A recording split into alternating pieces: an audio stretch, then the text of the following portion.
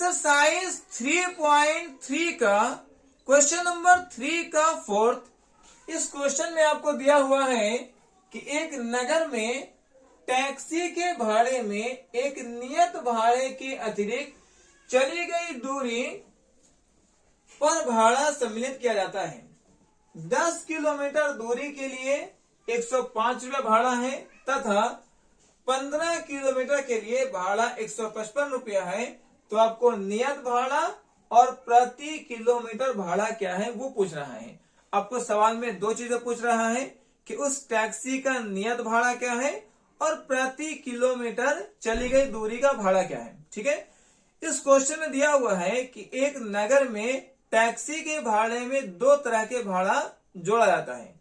एक है उस टैक्सी का नियत भाड़ा, फिक्स भाड़ा, और एक है प्रति किलोमीटर चली गई दूरी का भाड़ा। ठीक है, तो यहां पर आपको दो चीजें माननी है। पहला ये मानना है कि उस टैक्सी का नियत भाड़ा क्या है और दूसरा ये मानना है कि प्रति किलोमीटर चली गई दूरी का भाड़ा क्या है।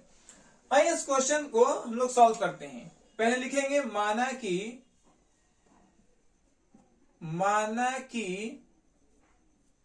टैक्सी का नियत भाड़ा, माना कि टैक्सी का नियत भाड़ा,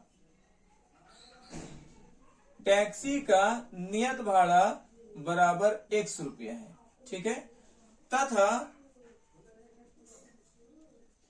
प्रति किलोमीटर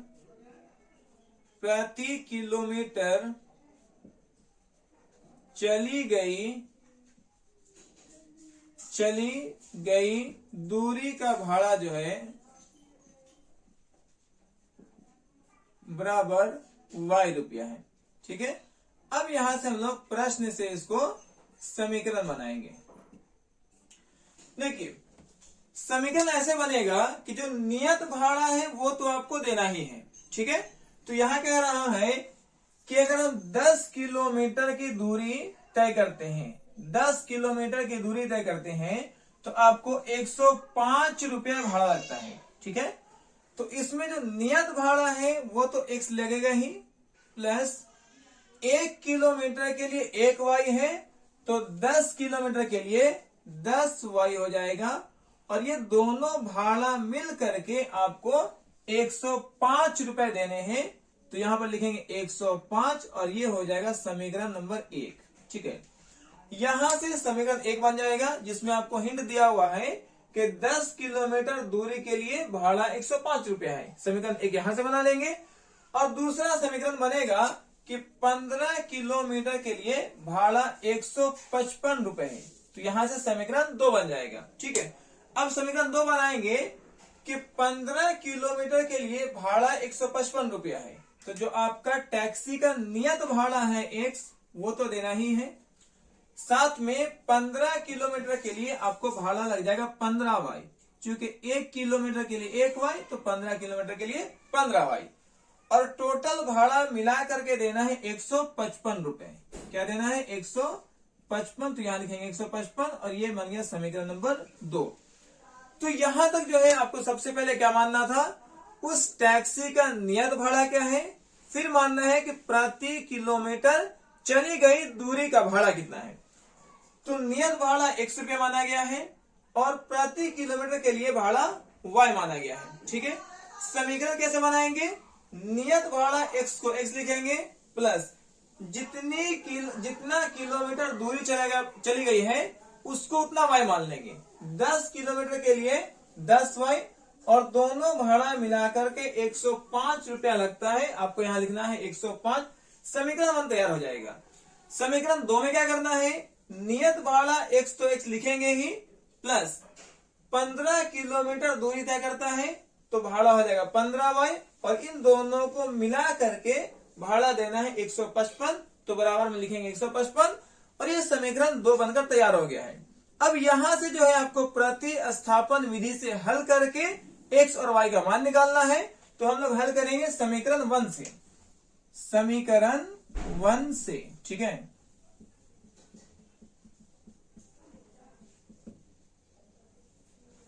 समीकरण 1 है आपके पास में x plus 10y is equal to 105।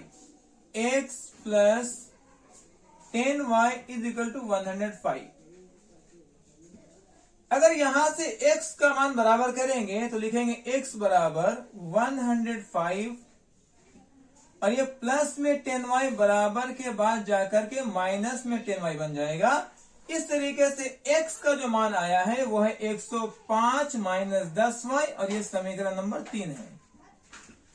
अब इस x के मान को समीकरण 2 में रखना पड़ता है तो लिखेंगे x का मान समीकरण 2 में रखने पर, समीकरण 2 में रखने पर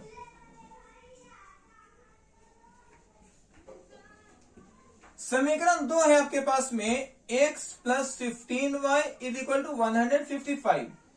x प्लस 15y है बराबर में 155 दिया हुआ, ठीक है 155।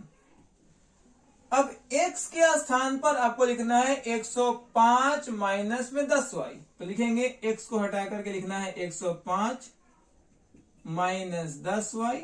ये x की जगह पर हो गया 105 माइनस 10y प्लस में 15y है और बराबर में 155 है, ठीक है। अब देखिए 15y में से 10y को घटाएंगे तो 15y में से 10y घटेगा तो आपको बचेगा प्लस में 5y बराबर 15y में से 10y घटा 5y लिखेंगे। 155 बराबर के बाद में है उसको पहले लिखना है 155 और जो 105 प्लस में है उसको बराबर के बाद ले जाएंगे तो ये माइनस में 105 बन जाएगा, ठीक है। तो हम लिखेंगे 5y बराबर में 155 में से 105 घटेगा तो आपको बचेगा 50, ठीक है, आपको बचेगा 50। तो y का जो मान आ जाएगा 50 बटा में 5 कट करेंगे ये हो जाएगा 10। इस तरीके से y बराबर आपका आ गया है 10।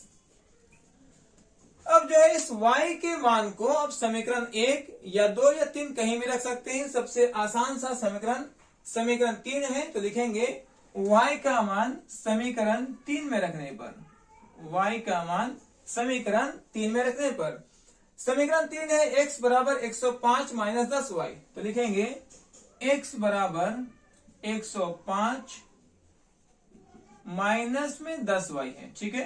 तो 105 के लिए 105 हो जाएगा माइनस 10 गुना y का मान जो है आपको 10 आया है तो यहां पे 10 लिख देंगे।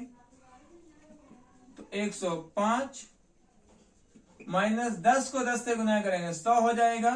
तो 105 में से 100 घटाएंगे तो सिर्फ 5 आएगा तो x बराबर आपका 5 आ गया है।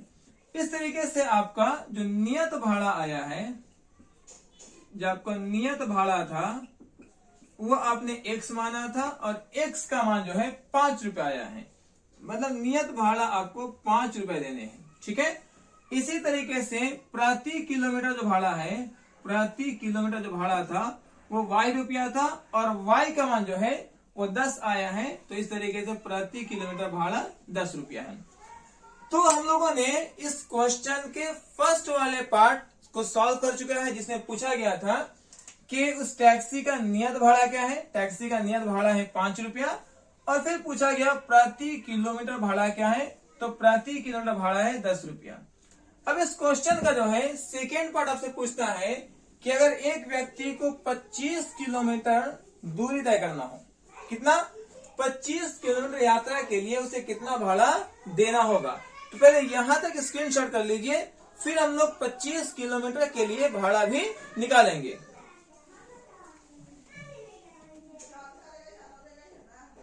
अब जो है इस क्वेश्चन का सेकेंड पार्ट आपको हल करना है कि अगर एक व्यक्ति को 25 किलोमीटर यात्रा के लिए कितना भाड़ा देना होगा। तो सबसे पहले आप 25 किलोमीटर के लिए इक्वेशन बना लेंगे। उस व्यक्ति को अगर 25 किलोमीटर तय करना है, 25 किलोमीटर के लिए जो भाड़ा लगेगा उससे वो हो जाएगा, नियत भाड़ा 100 रुपया तो देना ही है और 25 किलोमीटर के लिए उसको 25 वाई देना पड़ेगा, क्योंकि नियत भाड़ा 100 रुपया उससे देना है प्लस प्रति किलोमीटर के लिए 1 वाई देना है। तो अगर 25 किलोमीटर चलेंगे तो 25 वाई देना पड़ेगा। अब यहां से जो है x का मान आप 5 रखेंगे, क्योंकि नियत भाड़ा 5 रुपया आया था, प्लस 25 गुना y का मान जो है 10 आया है। प्रति किलोमीटर भाड़ा कितना था, 10 रुपए। अब इसको सॉल्व करेंगे तो 5 का 5 हो जाएगा, प्लस 25 को 10 से गुना करेंगे 250 हो जाएगा, और 250 में 5 जोड़ देंगे तो 255 रुपया जो है आपको भाड़ा मिल रहा है 25 किलोमीटर के लिए। इस तरीके से इस क्वेश्चन का सेकेंड पार्ट जो पूछ रहा था कि एक व्यक्ति को 25 किलोमीटर यात्रा के लिए कितना भाड़ा देना होगा, तो 255 रुपए उसका भाड़ा देना होगा। यहां तक जो आप स्क्रीनशॉट कर लीजिए।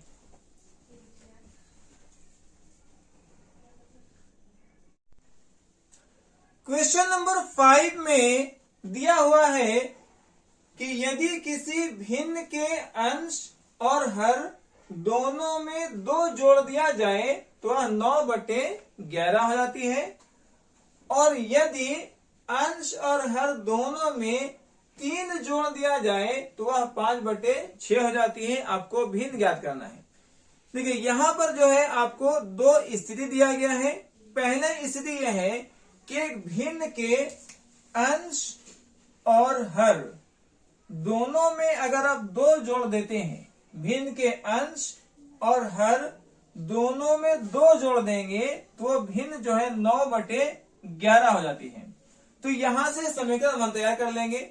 फिर एक और स्थिति यहां पर दी गई है कि यदि अंश और हर दोनों में 3 जोड़ दिया जाए, दोनों में 3 जोड़ दिया जाए तो वह 5/6 हो जाती है। तो यहां से समीकरण 2 तैयार कर लेंगे। तो सबसे पहले आपको एक भिन्न मान लेना है और उसके बाद प्रश्न के हिसाब से आपको हल करना है। तो हम लोग यहां पर लिखेंगे, माना कि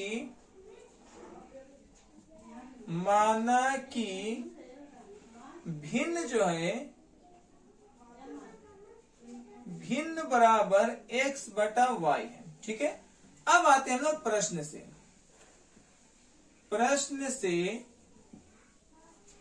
प्रश्न कह रहा है कि यदि अंश और हर दोनों में 2 जोड़ दें, अंश में भी 2 जोड़ दें और हर में भी 2 जोड़ दें तो भिन्न का मान 9/11 हो जाता है। तो पहले यहां हम लोग लिखेंगे x/y, ये हमारा भिन्न है। अंश और हर दोनों में 2 जोड़ना है, दोनों में 2 जोड़ने से इस पूरे भिन्न का मान 9/11 हो जाएगा। ठीक है। पहले यहां सॉल्व करेंगे। अब इसको किस तरह सॉल्व करते हैं, तो इसको सॉल्व करेंगे इस तरीके से, तिरछा तिरछी गुना करना पड़ता है। 11 को x से गुना करेंगे, ये बन जाएगा 11x, प्लस 11 को 2 से गुना करेंगे, ये बन जाएगा 22। 9 को y से गुना करेंगे, ये बन जाएगा 9y, प्लस में 9 को 2 से गुना करेंगे, ये हो जाएगा 18। ठीक है। आपको बाय क्रॉस मल्टीप्लाई करना है, तिरछा तिरछी गुना करना पड़ता है।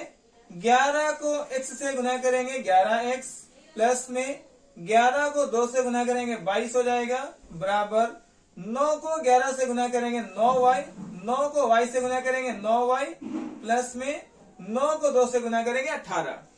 अब समीकरण में x और y को एक तरफ करना पड़ता है।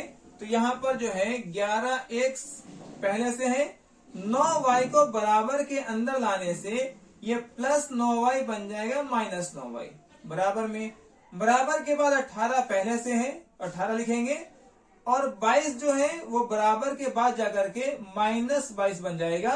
इस तरीके से आपका समीकरण बना है 11x माइनस 9y बराबर 18 में से 22 घटाएंगे तो माइनस 4 आएगा, जो समीकरण 1 है। तो आपको पहली स्थिति से आपने समीकरण नंबर 1 तैयार किया है, जिसमें स्थिति दिया गया था कि यदि अंश और हर दोनों में 2 जोड़ देंगे तो 9/11 हो जाती है। अब जो है समीकरण 2 बनाएंगे सेकंड वाली स्थिति से। फिर कहता है कि यदि अंश और हर दोनों में 3 जोड़ देंगे तो 5/6 हो जाती है। तो हम लोग फिर जो है यहां लिखेंगे पुनः प्रश्न से आपका भिन्न है x/y और अंश और हर दोनों में 3 जोड़ना है, 3 जोड़ देंगे तो ये आपको 5/6 हो जाती है, 5/6। इसी तरीके से यहां भी समीकरण को तैयार करेंगे, क्रॉस मल्टीप्लाई करेंगे, तिरछा तिरछी गुना करेंगे। जब 6 को x से गुना करेंगे ये 6x बन जाएगा, प्लस में 6 को 3 से गुना करेंगे 18 हो जाएगा, बराबर 5 को y से गुना करेंगे 5y हो जाएगा, प्लस 5 को 3 से गुना करेंगे तो ये 15 हो जाएगा। ठीक है, अब आपको x और y को एक तरफ करना है। 6x जो 5y बराबर के बाद में है उसको पहले लाएंगे तो माइनस में 5y हो जाएगा, बराबर के बाद 15 है तो पहले 15 लिखेंगे। ठीक है, और प्लस में 18 को जब बाद में ले जाएंगे तो -18 बन जाएगा। इस तरीके से आपको समीकरण नंबर 2 जो है वो बना है 6x - 5y बराबर में 15 में 18 जाएगा तो -3। ये आपको समीकरण 2 बनकर तैयार हो गया है। अब यहां से जो है आपको समीकरण बन चुका है, यहां से प्रतिस्थापन विधि से हल करना है, जैसा कि हम लोग पिछले क्वेश्चंस में कर रहे थे।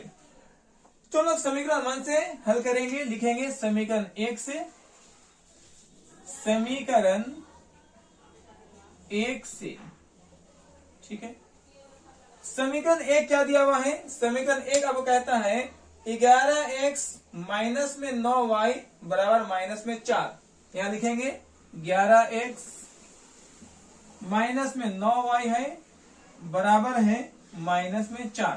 ठीक है, अब यहां से जो है -4 को जब इधर लाएंगे तो ये +4 बन जाएगा, और -9y को जब बाहर ले जाएंगे तो +9y बन जाएगा। ठीक है, तो अब लिखेंगे 11x -4y अंदर आकर +4 बन जाएगा, और -9y बाहर जाकर +9y बन जाएगा। यहां से y को बराबर करेंगे तो 9 जो है डिवाइड में आ जाएगा, तो लिखेंगे y बराबर, पहले बराबर के बाद वाले को लिखा जाता है 11x प्लस में 4, और जो 9 गुना में वो बटा में आ जाएगा। इस तरीके से y का मान आपका आ गया है 11x प्लस में 4 बटा में 9। ये जो है समीकरण नंबर 3 है। ठीक है, अब इस y के मान को आपको समीकरण 2 में रखना पड़ता है। y का मान समीकरण 2 में रखने पर तो लिखेंगे यहां पर y का मान समीकरण 2 में रखने पर, समीकरण 2 आपके पास यहां दिया हुआ है 6x - 5y बराबर -3। इसको लिखेंगे 6x माइनस में 5y बराबर -3। ठीक है, तो 6x को 6x लिखेंगे -5, y का मान जो है आपको है 11x प्लस 4 और बटा में 9, 11x प्लस में 4 बटा में 9। ठीक है, तो 6x माइनस 5 y का मान लिख चुके हैं बराबर में -3। अब इसको सॉल्व करना है तो यहां लिखेंगे 6x माइनस 5 को 11x से गुना करेंगे तो 11 × 5 = 55, तो माइनस में 55 आएगा x। ठीक है, -5 को 11 से गुना करेंगे 11 × 5 = 55x, माइनस को प्लस से गुना करेंगे माइनस हो जाएगा, और 5 को 4 से गुना करेंगे 5 × 4 = 20, और बटा में 9 है बराबर -3, बराबर में है आपका -3। ठीक है, अब क्या है, इस 9 को 6 से गुना करेंगे 9 × 6 = 54 होता है, 9 × 6 = 54। 9 को 6 से गुना करेंगे आ जाएगा 9 × 6 = 54x माइनस 55x,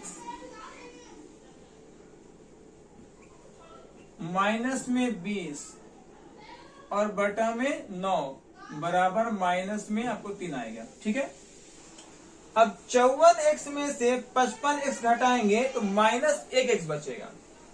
54x में से 55x घटाएंगे तो माइनस में 1x बचेगा, ठीक है, -20 बराबर 9 को -3 से गुना करना है। 9 को -3 से गुना करेंगे तो 9 या 27 माइनस में आ जाएगा। अब जो आपके पास आ रहा है -x बराबर ये -27 पहले लिखेंगे और -20 इधर जाकर बन जाएगा प्लस में 20। ठीक है जी, तो आपको आया -x बराबर, जब 27 20 में से 27 घटाएंगे तो -7 आएगा। ठीक है, 20 में से 27 घटाएंगे -7 आएगा, तो यहां से माइनस माइनस कैंसिल और x का मान जो है आपको 7 आ चुका है। इस तरीके से आपने जो है पहले x का मान निकाल लिया है। यहां तक स्क्रीनशॉट कर लीजिए, फिर हम लोग x के मान को समीकरण 3 में रख करके y का मान निकाल लेंगे।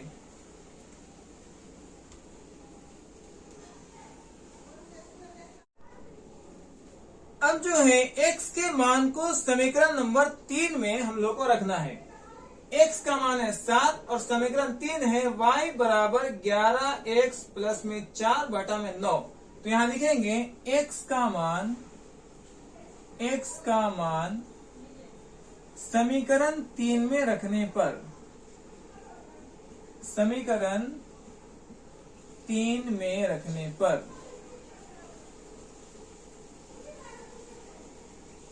ठीक है, समीकरण 3 है आपके पास y बराबर 11x प्लस में 4 बटा में 9। 11 गुना x का मान आपको आया है 7, तो यहाँ 7 लिखेंगे, प्लस में 4 है बटा में 9 है। ठीक है, ये तो अब आपको हो जाएगा y बराबर 11 को 7 से गुना करेंगे, 11 सदे 77 और प्लस में 4 बटा 9, प्लस में 4 है और बटा में 9 है। 77 में 4 जोड़ेंगे 81 हो जाएगा, बटा में 9 और ये 9 से 9 बार में कट जाएगा। तो इस तरीके से y का मान आपको आ गया है 9। अब जो है आपका भिन्न में x और y का मान आ चुका है, तो आप लिखेंगे भिन्न बराबर x बटे y था और x का मान आपको आया है यहाँ पर 7, तो भिन्न हो जाएगा 7x और y का मान हो जाएगा 9, तो भिन्न बनकर तैयार हो गया 7 बटा 9। इस तरीके से हम लोगों ने क्वेश्चन नंबर 3 के 5वें क्वेश्चन को सॉल्व किया है। अब इस एक्सरसाइज के क्वेश्चन नंबर 3 के लास्ट वाले क्वेश्चन नंबर 6 को हम लोग सॉल्व करेंगे। क्वेश्चन नंबर 6 में दिया हुआ है कि 5 वर्ष बाद जैकब की आयु उसके पुत्र की आयु से 3 गुनी हो जाएगी। 5 वर्ष बाद जैकब की जो आयु है अपने बेटे की आयु की 3 गुनी हो जाएगी। फिर कहता है 5 वर्ष पूर्व मतलब 5 साल पहले जैकब की आयु उसके पुत्र की आयु की 7 गुनी थी, तो उनकी वर्तमान आयु क्या है। देखिए इस क्वेश्चन में जो है आपको 2 स्थिति दिए गए हैं।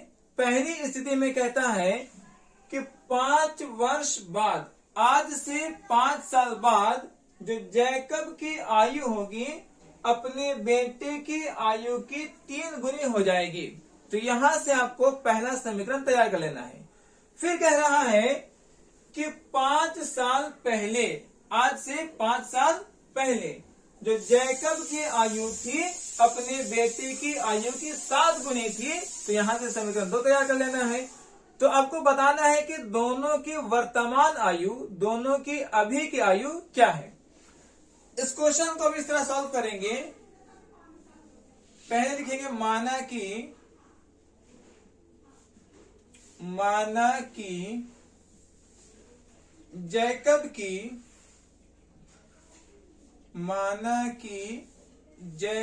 की वर्तमान आयु, माना कि जैकब की वर्तमान आयु बराबर में x वर्ष है। ठीक है, तथा पुत्र की वर्तमान आयु बराबर y वर्ष है। तो सबसे पहले आपको दोनों की वर्तमान आयु, दोनों का अभी का एज आपको मान लेना है। जैसा कि हम माना गया है कि जो जैकब की वर्तमान आयु है, जो प्रेजेंट एज है, वो x वर्ष है और उसके बेटे की जो वर्तमान आयु है वो y वर्ष है। अब यहां से हम लोग हल करेंगे प्रश्नानुसार। लिखेंगे प्रश्न से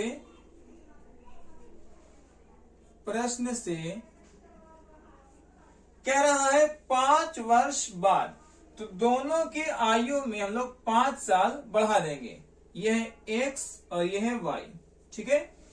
ये है जैकब की अभी की आयु, ये है बेटे की अभी की आयु। 5 वर्ष बाद तो दोनों में 5 साल हम लोग ऐड कर देंगे, तो ये हो जाएगा x प्लस 5 और ये हो जाएगा y प्लस 5, ठीक है।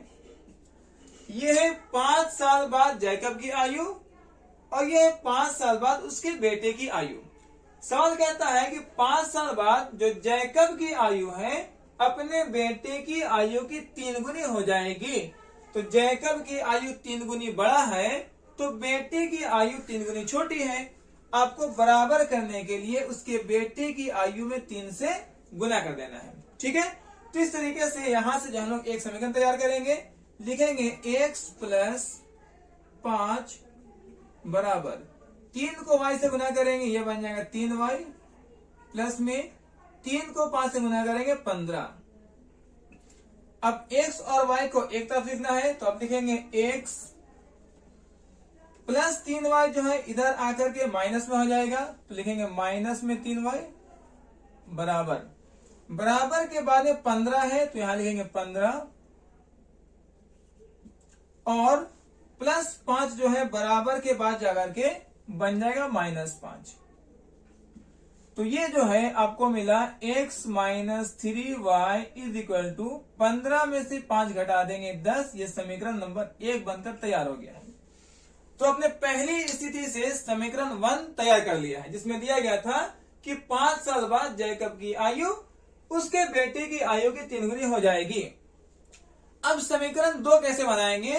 तो दूसरी स्थिति कहता है 5 वर्ष पूर्व, आज से 5 साल पहले जो जैकब की आयु है वो अपने बेटे की आयु की 7 गुनी थी। तो यहां से कैसे बनाएंगे? हम लिखेंगे पुनः प्रश्न से और सबसे पहले दोनों का आज से 5 साल पहले का एज निकाल लेंगे। तो जैकब की अभी की आयु है x वर्ष, उसके बेटे की अभी की आयु है y वर्ष, ठीक है।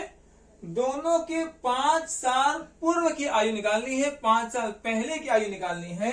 तो दोनों में 5 जो है हम लोग माइनस कर देंगे, दोनों में 5 माइनस कर देंगे, ठीक है। तो ये जो है जैकब की 5 साल पहले की आयु है और ये बेटे की 5 साल पहले की आयु है। क्वेश्चन में कहा गया है कि 5 साल पहले जो जैकब की आयु थी अपने बेटे की आयु की 7 गुनी थी, मतलब जैकब की आयु 7 गुनी बड़ी थी और बेटे की आयु 7 गुनी छोटी थी।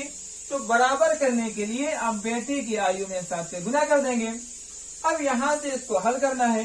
x माइनस 5 बराबर 7 को y से गुना करेंगे 7y बन जाएगा, माइनस 7 को 5 से गुना करेंगे 35 हो जाएगा, ठीक है। अब जो है x और y को एक तरफ लाना है तो लिखेंगे x प्लस 7y अंदर आके बन जाएगा माइनस में 7y बराबर -35 का -35 है, ठीक है। -35 का -35 और ये -5 बाहर जाकर बन जाएगा प्लस में 5। तो अब जो है आपके पास मिला है x माइनस 7y बराबर 5 में से 35 घटाएंगे तो -30 बचेगा। ये समीकरण नंबर 2 बन गया है। अब आपके पास समीकरण 1 और समीकरण 2 बनकर तैयार हो चुका है। यहां से जो है आपको प्रतिस्थापन विधि से हल करने के लिए कहा गया है। तो आइए इसको इक्वेशन को, इस समीकरण को हम लोग प्रतिस्थापन विधि से हल करके x और y का मान निकालते हैं। तो हम लोग हल करेंगे समीकरण 1 से।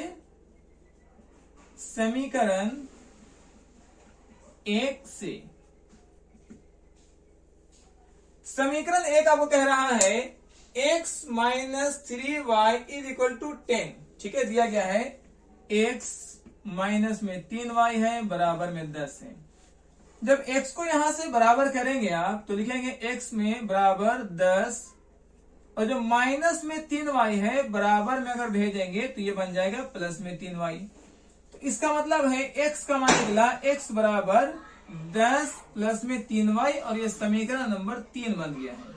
ठीक है, इस x के मान को समीकरण नंबर 2 में रखना है। तो अब लिखेंगे x का मान समीकरण 2 में रखने पर, x का मान समीकरण 2 में रखने पर, समीकरण 2 कितना है आपके पास, x माइनस में 7y बराबर है माइनस 30 है। ठीक है, x का मान है 10 प्लस में 3y, तो x की जगह पर लिखेंगे 10 प्लस में 3y।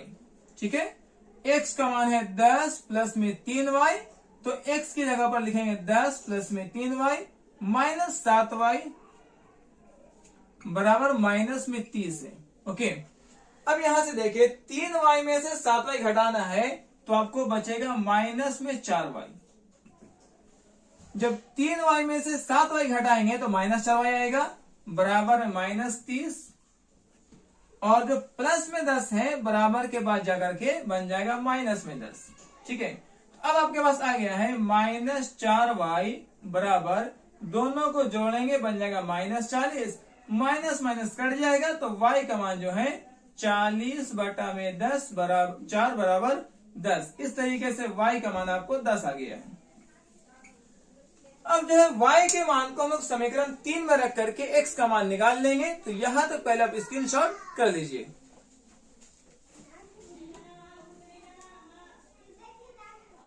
अब जो है y के मान को समीकरण 3 में रखना है। ठीक है, तो हम लिखेंगे y का मान समीकरण 3 में रखने पर, y का मान समीकरण 3 में रखने पर, समीकरण 3 है आपके पास x बराबर 10 प्लस में 3y। ठीक है, तो यहां से लिखेंगे 10 प्लस 3 गुना y का मान जो है यहाँ है 10, तो 10 बैठा देंगे।